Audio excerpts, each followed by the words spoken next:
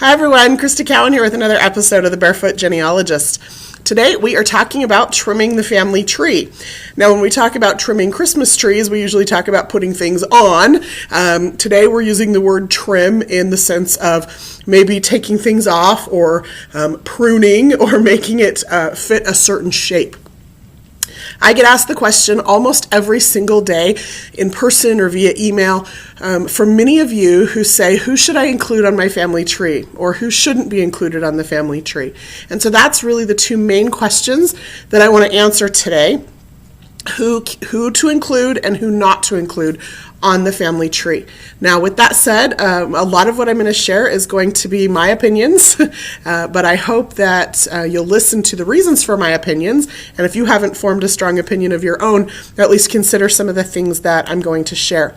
So we'll talk about who to include, who not to include, and then I'll just explain to you a little bit about some ways to manage your family tree, because as you do more research, it's going to grow, and some of you get a little freaked out by that. I had a woman send me a message just a few weeks ago, and she said, my tree is getting too big, I can't manage it, I need to split it into multiple trees. And with some communication back and forth, I realized that she only had about 200 people on her tree. And I chuckle about that, not to make fun of her, but just because the comparison is, I have 68,000 people on my family tree, and I'm a big proponent of one tree for a lot of reasons.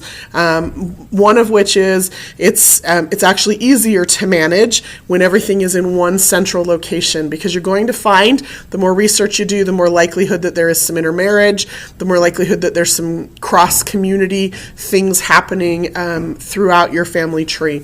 And so one tree is actually easier to manage. Not only that, if you've done DNA or if you're thinking about taking the DNA test, one tree is a necessity in order for your cousin matches to be able to know or to be able to look at your tree and see where you might possibly be related.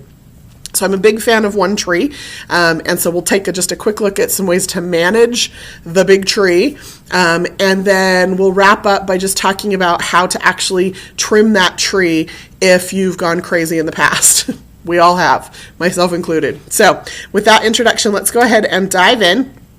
Let's just make sure I covered everything, who we're going to include, who we're going to exclude, how we're going to manage everything, and how we're going to trim the tree from past excesses.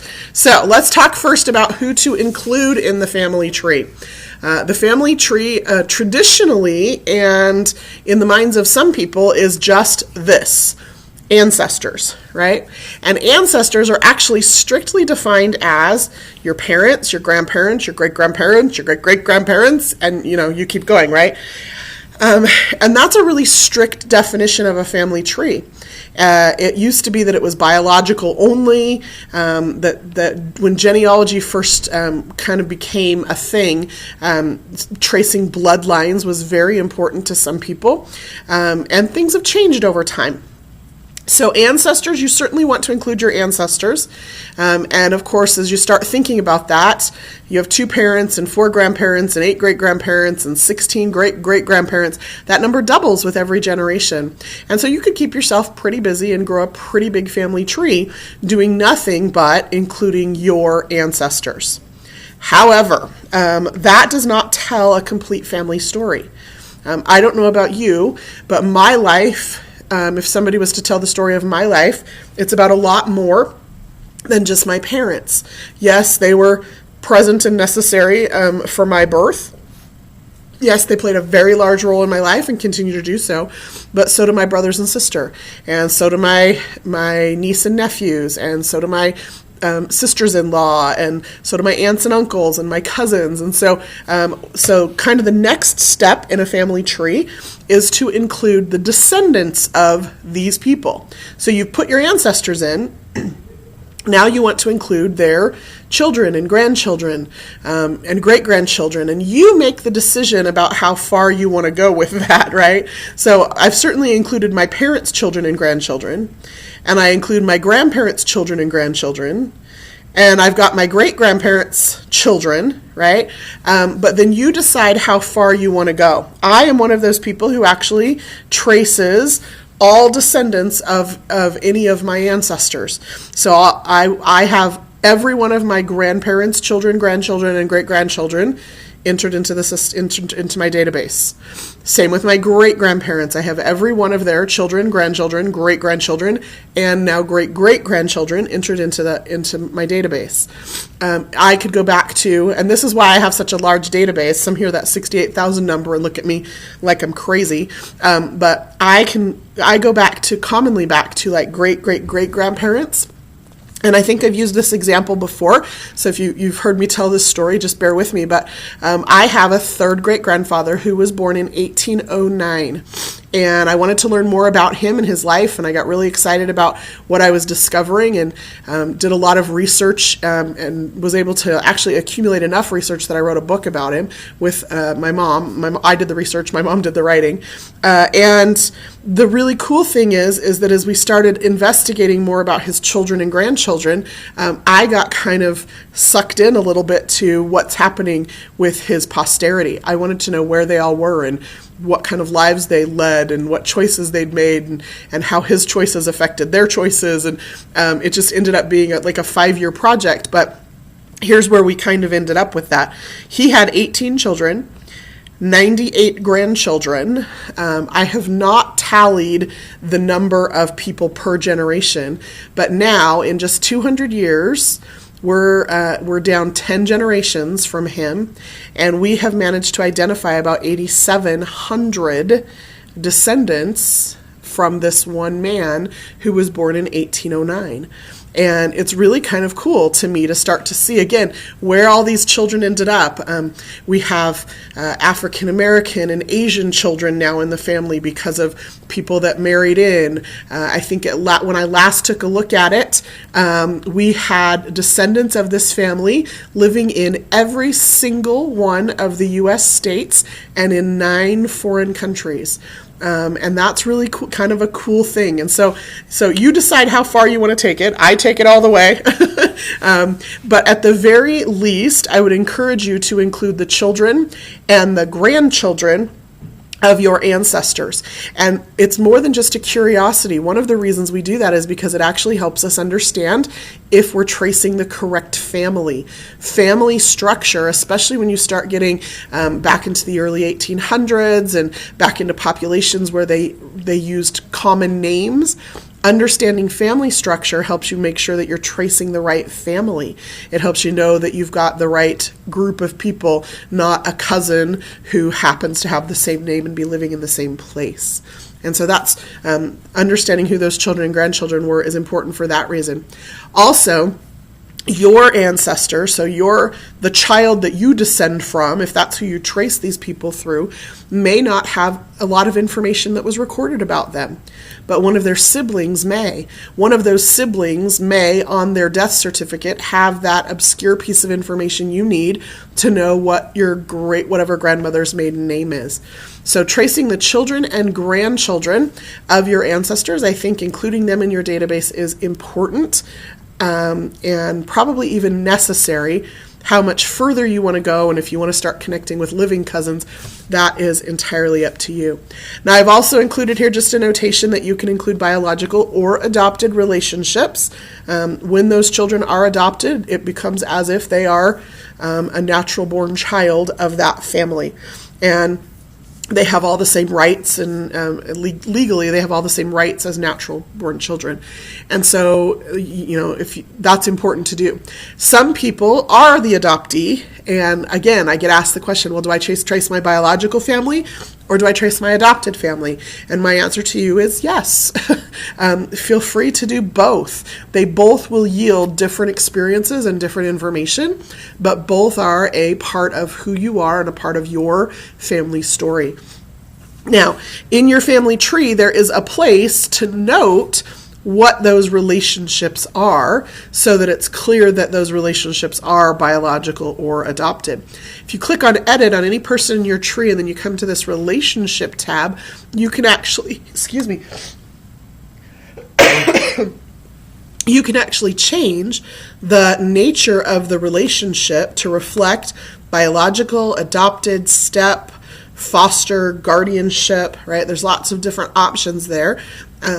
And make sure that you're accurate. We want our family trees to accurately reflect relationships. And so you have some choices there as far as parentage goes. And then you also have some choices as far as spousal or relationships or not. So just because two people have a child together does not mean that they are spouses, even though that's the default. You can change that to any one of these other designations as well. And so make sure that your tree reflects accurate information, but feel free to include any of those people. I have a woman in my tree, it's a great something aunt, who never had biological children of her own, but she married a man whose wife died in childbirth. He had 3 small children and then a brand new baby that actually survived, even though the mother did not. And he married her within about 6 months after his wife passed away, and she raised those children. And so I have included those children because they were her children. She raised them, even though biologically she is not their mother. So you make those decisions about who to include or who not to include based on biological relationships or not, but that's how I choose to do it. Now let's talk about who I exclude. I should have put who I don't, I don't know. Exclude is such a harsh word, but I've drawn some pretty strict lines around who I will not include in my family tree. The first one, some of you may get a chuckle at, but I get asked this question all of the time, and I see people talking about it on our Facebook pages. I do not include pets on a family tree.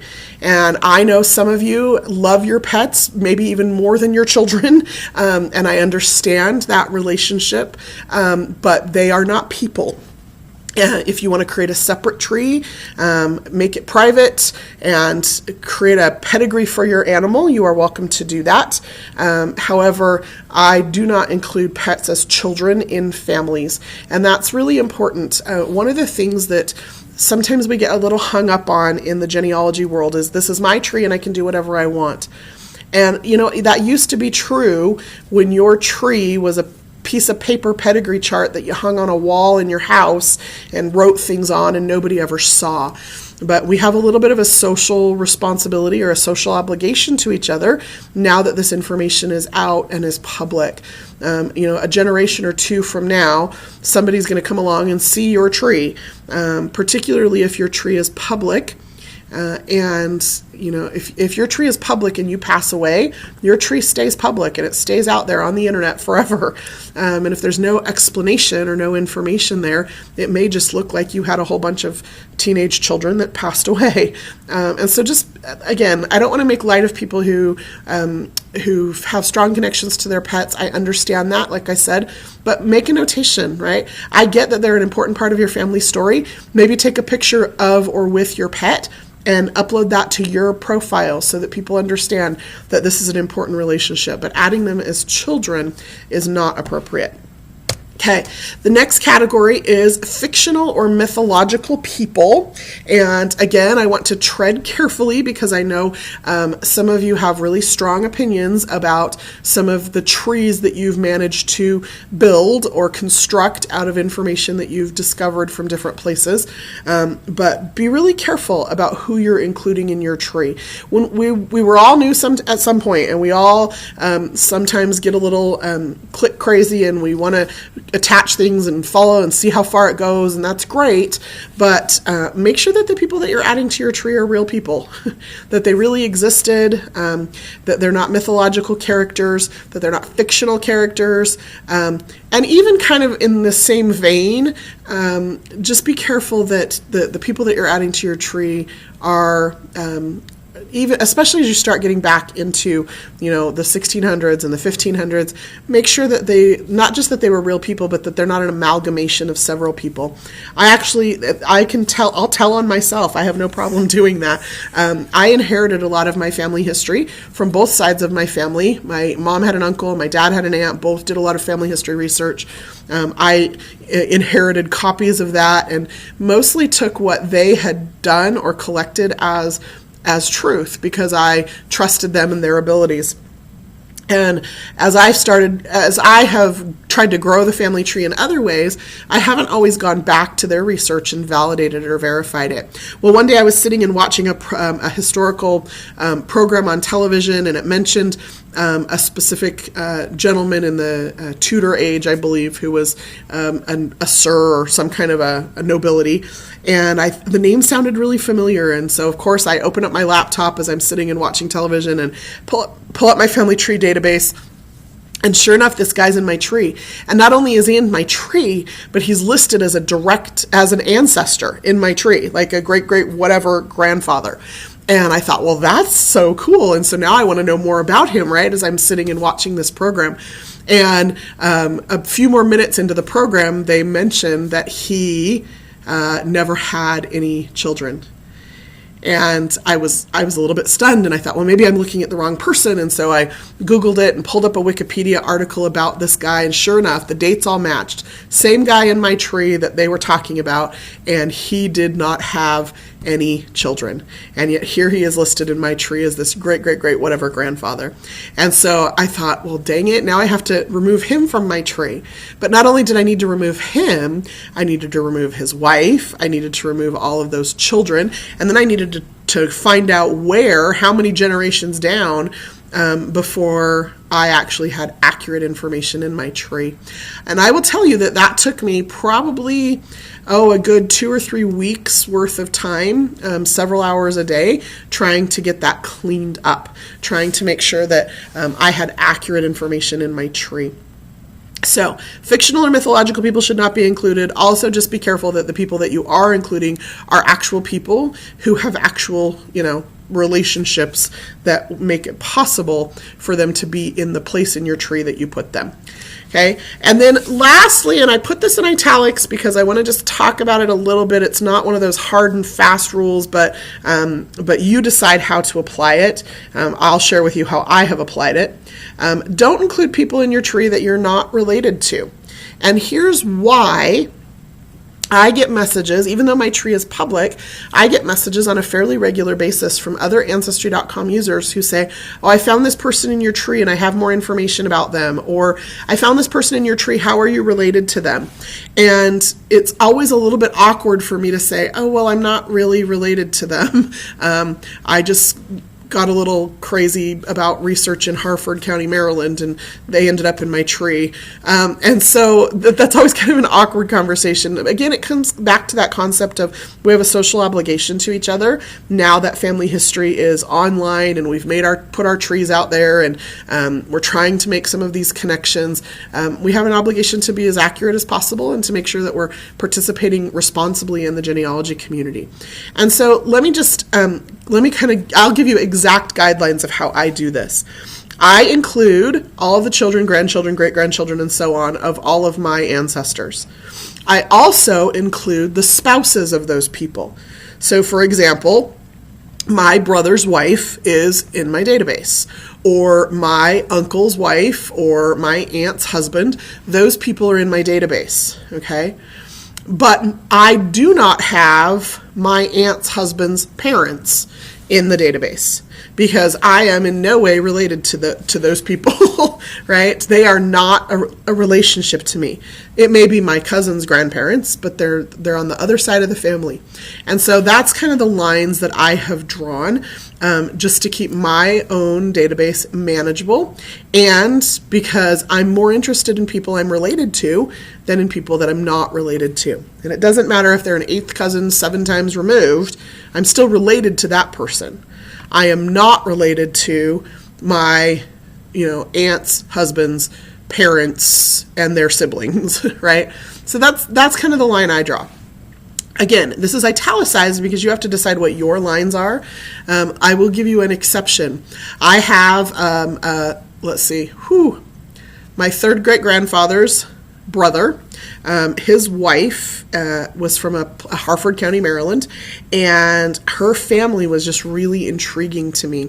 And so I started researching her family, her parents, her brothers and sisters, some of their kids, couldn't figure out why I was so interested in this family or in this particular location.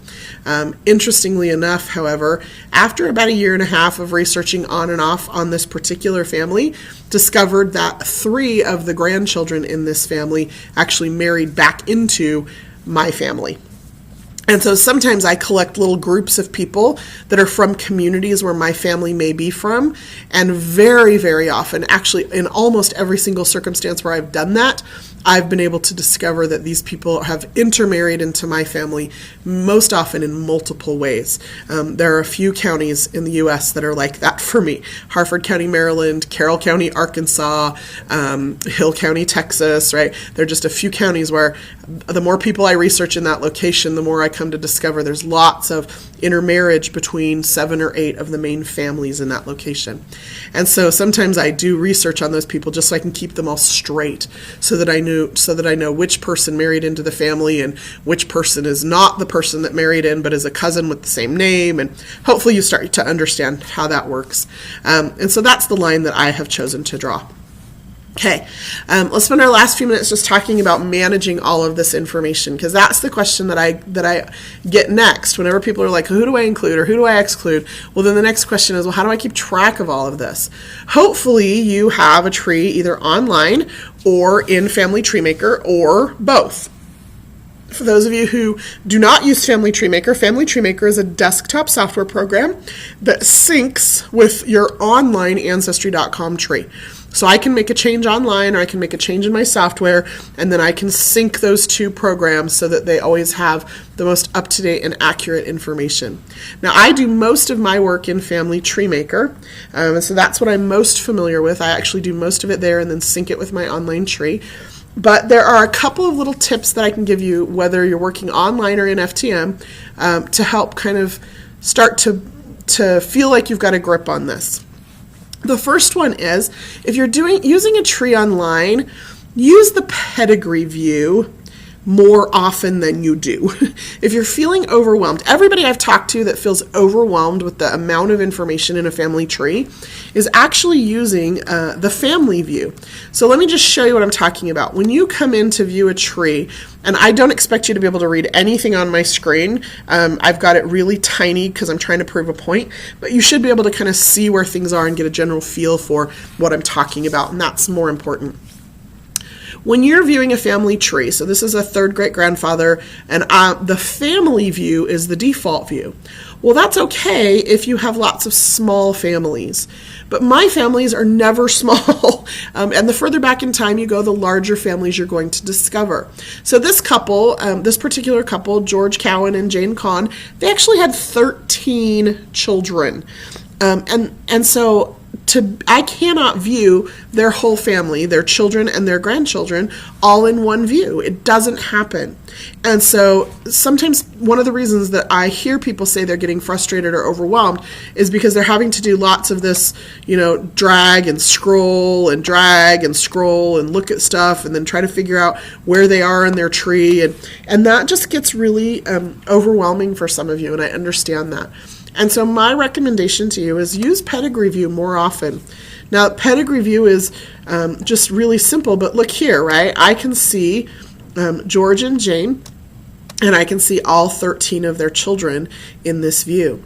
If I wanted to view that even more in more detail, I would go to the profile page for George. Again, use some of this information or some of these screens more often than you do, and I think you'll find that it makes a little bit more sense. Here are all 13 of their children, and if I wanted to view information about any one of those children, I could just click on them and view information about that particular child and his wife and their children. And so don't use that. Use the family view maybe a little less than you do, and you might find that you're a little less overwhelmed by some of the sizes of the families and some of the things that you're trying to wrap your head around visually. Now, Family Tree Maker for me is, again, one of the reasons I use Family Tree Maker is because all of that information is in a singular screen. And I love that because it's visually, I get it, right? So I can come here to George Cowan, And what I'm looking at here, and I can even get rid of the index if I want, I'm looking at a pedigree view, I'm looking at the person information over here on the right-hand side, and then here's the family view that lists all 13 of those children. And I can resize that window any way I want. I can also, dance up and down this family tree like this and still see the pedigree, the family view, and the person view. The other benefit of Family Tree Maker for me, and some of you have heard me say this and think that I'm kind of silly, but I am very impatient. I hate waiting for web pages to load. And so when I'm online, that's great, except that every time I click something, I have to wait for that web page to load. So that depends on my internet speed and all of the connections between my internet and the Ancestry.com servers, and then it depends on the Ancestry.com servers. So all of that makes a difference. Whereas in Family Tree Maker, I just click my way around things very quickly, and I can start to see some of those relationships. One of the things that Family Tree Maker also has is a relationship calculator. Now, you have something like that in your online tree, and that's great, right? So if you're set as the home person in your tree, you should have a little relationship right here under the person's name on the profile page. So this says, this is my 4th great-grandfather. I can click on that and it will actually show me exactly how I'm related to that person because I'm the home person in my tree. Okay, and so that's useful information to be able to click on any one of these people and have it tell me exactly how I'm related to this person. This is my 3rd great-granduncle, and if I click that, it will show me the relationship chart. Family Tree Maker does the same thing. Over here on the person page, it says this is the 4th great-grandfather of me because I'm the home person. I can click on anybody and it will change that relationship to me, okay? But Family Tree Maker takes it a step further, and they also have a relationship calculator. And so I don't have to just look at the home person's relationship. I can take any person in my tree, and I can say, what is the relationship between whatever person in my tree and this other person that I'm looking at. So you don't have to just find relationships between the home person and the person you're viewing. You can find relationships between anybody and the person you're viewing. So it just takes it a little step further. And again, knowing and understanding those relationships is really going to help you start to manage your tree. When you start to see relationships that get really out of hand is when you might want to think about trimming your tree. So one of the things that I did, I actually did this over a weekend once. I sat down with my tree and I just started going through one person at a time and looking at the relationship, right? The wife of the 5th cousin 2 times removed, and the wife of the 2nd cousin, and the wife of the 3rd cousin, and this is a 3rd cousin, and this is a 2nd cousin, right? And so I can just very quickly, again, not waiting for web pages to load, not worrying about where I am in my tree, I can very quickly, using this index panel over here, I could go through one at a time through every single person in my tree, and watching over here on the left-hand side as I arrow my way down what those relationships are, and making sure that those relationships make sense and that those relationships are not too distantly removed or too oddly concocted, right? I have a husband of the 1st cousin 2 times removed. That makes sense to me.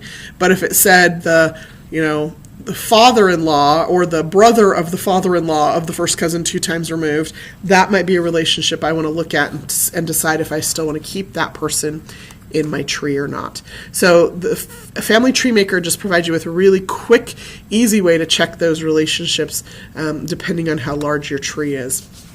So in our last couple of minutes here, let me just talk to you about actually trimming the tree if you've gone overboard. And like I said, we've all done it. Use that relationship to me feature to determine what those relationships are.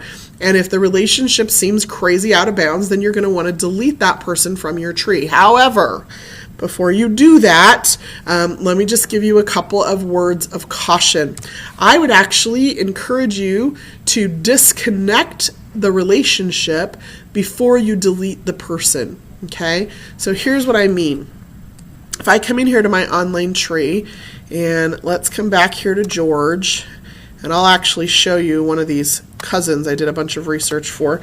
Here is John. John is my 3rd great-granduncle. John's wife is a woman named Elizabeth, okay? So Elizabeth is the wife of my third great granduncle, and that's great. She should be in my tree. But you'll notice I also have her parents, and this is the Harford, Maryland family. So I'm not actually going to delete her, but I'll show you how I would do it. I have her parents, I have all her brothers and sisters. If you were to keep going, you'd see I have her grandparents and some of their children, and I have her nieces and nephews. I have probably a good 100, 150 people in this family that I've included in this tree, right? If I wanted to delete this whole branch of the family, there's not an easy way to do that, and that's intentional. We don't want people to be able to just, with a click of a button, delete an entire branch of a family, because then people would be freaking out that they did that. So there's some intentional ways to do this. The easiest way is to find the person you want to keep in the tree. So in this case, it's John's wife, Elizabeth. I would come in here and I would edit her relationships, and I would actually remove her parents. So I'm not deleting them, I'm just deleting the relationship so that she then is no longer connected to them. Okay? What that does is it changes the way that my relationship to them looks. So right now, Joshua Glenn is listed as the father-in-law of my third great-granduncle. But as soon as I delete his relationship to his daughter, this would say no relationship. Right? Because the connection has been broken. And now I could go through and delete every one of these people to whom I have no relationship. You have to do it one at a time. Again, this is a circumstance where Family Tree Maker makes it a little bit easier. Okay, I could come in here to Joshua Glenn, and I could unlink Elizabeth Jane so that she's no longer connected to these parents, okay? And then I could just go through one at a time and right-click on each of these individuals and delete person. Again, it's a little bit quicker. I'm not having to wait for web pages to load. I can also see right here on the screen what I've deleted and what I haven't deleted. So that is just one of the ways that I have trimmed my tree in the past. I have deleted entire branches that way, one person at a time. I've also deleted people who were in my tree, like I said, who weren't necessarily either real people or who were amalgamations of multiple people or people who didn't actually have children or grandchildren, to just kind of clean up some of that historical stuff that was in my tree that I didn't do the research for and that I haven't been able to prove. You decide. You decide ultimately what you include in your tree and what you don't include in your tree. Hopefully some of my opinions have given you some food for thought. And if I could just leave you with one thought, it would just be to remember that, yes, you're building a tree for you and it's your tree. However, I would hope that you're also building your tree for your posterity, your children and grandchildren or nieces and nephews. And I would hope that you would take pride in doing it accurately and making sure that you're climbing your own family tree. And recognize that if you put your tree online, and you even if your tree is private, but particularly if your tree is public, that we do have a little bit of a social obligation to each other as a genealogy community to make sure that the information that we're publishing is as accurate as it can possibly be. So that is all I have prepared for you today. If you are watching this live, please feel free to stick around, and I will be logged into the chat online in just a few minutes to answer any additional questions you might have. If you're not watching this live, if you're watching an archived version of this on YouTube, feel free to leave a comment on our YouTube channel with the video. I do monitor those and will respond as necessary. Until next time, this is Crista Cowan. Have fun climbing your family tree.